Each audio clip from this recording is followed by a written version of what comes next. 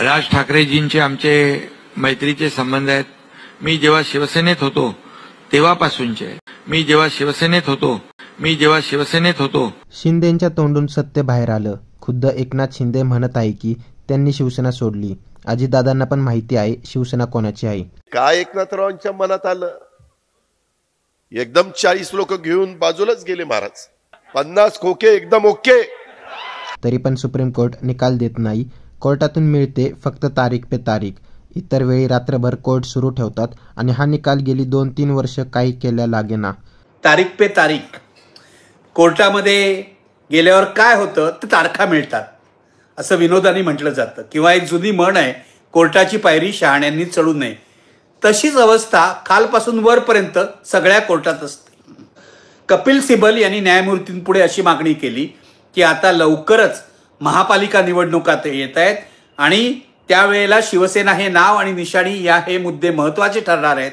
त्यामुळे सुनावणीची तारीख लवकरात लवकर द्यावी अशी मागणी कपिल सिबल यांनी दिली. त्यावेळी न्यायमूर्ती सूर्यकांत यांनी कपिल सिबल यांना विचारलं, जर आपण सलग सुनावणी घेतली तर तुम्हाला युक्तिवादासाठी किती वेळ लागणार आहे हे आम्हाला सांगा. त्यावेळेला कपिल सिबल यांनी सांगितलं, आता युक्तिवाद जो करायचा आहे तो मुख्य मुद्द्यांवर करायचा आहे, त्यामुळे मला फार तर 45 मिनिटं लागतील. शिंदेंच्या वकिलांनी, मुकुल रोहतगी वगैरे वकील होते, त्यांनी असं सांगितलं की आम्हाला 1-2 दिवस युक्तिवादाला लागतील. एकूण न्यायमूर्तीने असा हिशोब काढला की 3 दिवस ही सुनावणी चालेल. त्यामुळे 12, 13, 14 नोव्हेंबर अशा तारखा नक्की करण्यात आला. पण लक्षात घ्या, जेव्हा कपिल सिबल हे न्यायमूर्तींना सांगत होते की लवकरात लवकर सुनावणी घ्या, लवकरात लवकरची तारीख द्या, तेव्हा शिंदे यांच्या वकिलांना काही घाई नव्हती. ते म्हणत होते की आम्हाला डिसेंबरमधली सुद्धा तारीख चालेल. याचं कारण काय आहे? जर आपली बाजू मजबूत आहे तर कोर्टाने आपला खटला लवकरात लवकर ऐकावा असं एकनाथ शिंदेना का वाटत नाहीये? त्यांचे वकील असं का म्हणतायत आम्हाला डिसेंबर मधली तारीख चालेल? म्हणजे जितकं जास्त लांबणीवर जाईल तेवढं चांगलं असं त्यांना का वाटतंय, हा खरा मुद्दा आहे. शिंदेना आपलं नाव आणि निशाणी जाईल या खटल्यामध्ये अशी भीती वाटते का? म्हणून त्यांना लांबची तारीख हवी आहे का? एकदा जशा विधानसभा आणि लोकसभा निवडणुका पार पडल्या तशा महापालिकेच्या निवडणुका सुद्धा पार पडू देत असं त्यांच्या मनात आहे का? म्हणून त्यांचे वकील दिरंगाई करतायत का? डिसेंबरची तारीख चालेल असं म्हणतायत का? हा संशोधनाचा विषय आहे, लक्षात घ्या. खरं तर आता उद्धव ठाकरेंना मशाली निशाणी बदलायची आहे का, हा खरा प्रश्न आहे. कारण मशाली निशाणी आता गावखेड्यापर्यंत पोचलेली आहे, गल्ली गल्लीत पोचलेली आहे.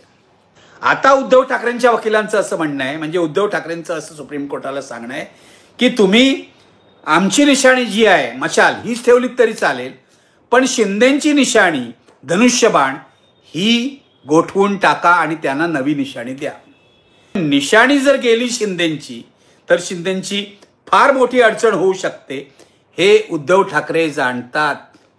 अजून जे शिवसेनेचे जुने मतदार आहेत, परंपरागत मतदार आहेत, त्यांना धनुष्यबाण या निशाणीची सवय आहे.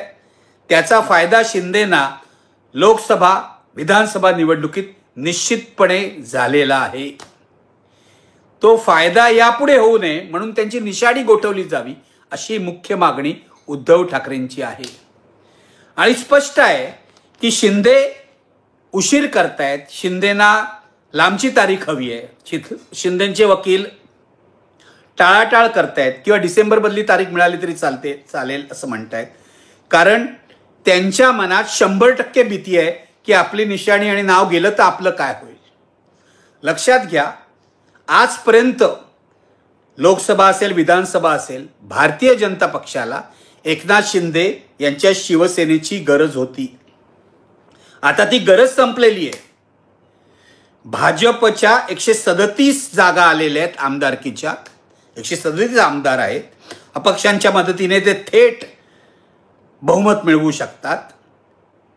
आता शिंदे असले काय नसले काय, भाजपला बहुमताच्या गणितात फारसा फरक पडत नाही. म्हणून शिंदेंच्या मनामध्ये धाकधूक असावी असं म्हणायला वाव आहे. या खटल्यामध्ये 3 निर्णय लागू शकतात. एक तर शिंदेना दिलेलं नाव आणि निशाणी कायम राहू शकते. नंबर 2, उद्धव ठाकरेंच्या बाजूने निर्णय होऊ शकतो की शिवसेना हे नाव तुमचं आहे, धनुष्यबाण ही निशाणी तुमची आहे, किंवा शिंदेची निशाणी गोठवण्याचाही निर्णय होऊ शकतो. त्यामुळे दोन्ही बाजूला धाकधूक आहे. पण उद्धव ठाकरेंना जर धनुष्यबाण ही निशाणी मिळाली तर आपली गेलेली प्रॉपर्टी परत मिळवल्याचं समाधान त्याला मिळणार. शिवसेना हे नाव मिळालं तर हे समाधान द्विगुणित होणार, दुप्पट होणार, हे लक्षात घ्या.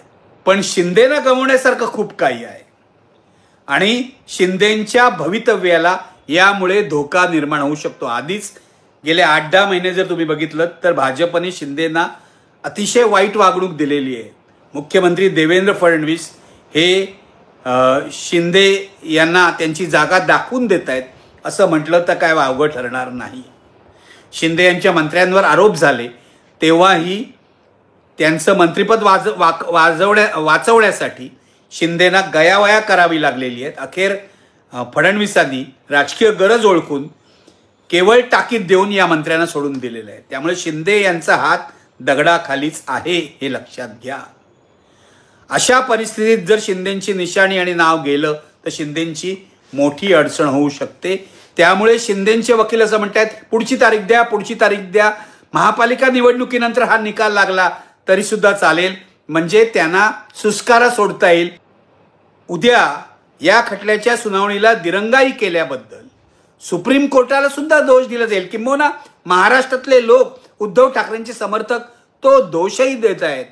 उद्धव ठाकरेंनी 1-2दा सुप्रीम कोर्टाच्या दिरंगाईबद्दल जाहीर नाराजी व्यक्त केलेली आहे आणि त्यामध्ये काही गैर नाहीये. ज्याचं जळतं ना त्यालाच कळतं. या खटल्याची कोणत्याही परिस्थितीत 12 नोव्हेंबरला सुनावणी व्हायला हवी. 12, 13, 14 ऐका युक्तिवाद आणि निकाल देऊन टाका, संपून टाका हा खटला. ही जबाबदारी न्यायमूर्ती सूर्यकांत यांची आहे. माझं असं म्हणणं आहे, असीम सरोदे यांचं पण हेच म्हणणं आहे की कायद्यानुसार, घटनेनुसार निकाल झाला तर तो उद्धव ठाकरेंच्या बाजूने असेल. पण घटनेनुसार निकाल होईल याची काही शाश्वती आजच्या काळात देऊ शकत नाही कोणी. कोण कुठून कसा दबाव आणेल हे आपण सांगू शकत नाही.